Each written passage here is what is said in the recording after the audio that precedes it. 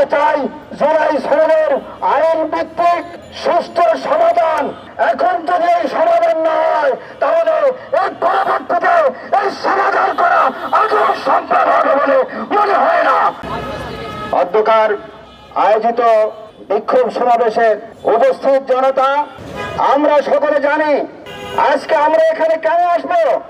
এই দেশে নৈরাজ্য চলেছিল, এই নৈরাজ্য দূর করতে দেশের জুলাই সনদের স্বীকৃতি বাস্তবায়ন করার জন্য আইন ভিত্তিক গ্রহণযোগ্য সমাধান করার জন্য আমাদের আবার রাজপথে নামতে হতেছে।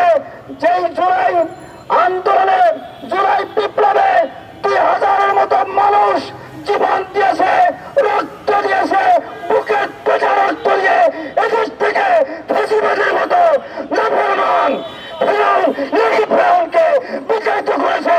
আবারও আমার এই দেশের আবার একটা গৃহযুদ্ধ শুরু হওয়ার মতো পরিবেশ তৈরি করতে চায় তারা।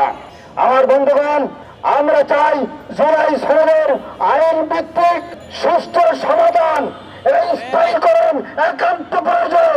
যদি তা না হয়, এখন যদি এই সমাধান না হয় তাহলে এর পরবর্তীতে এই সমাধান করা আদৌ সম্ভব হবে বলে মনে হয় না।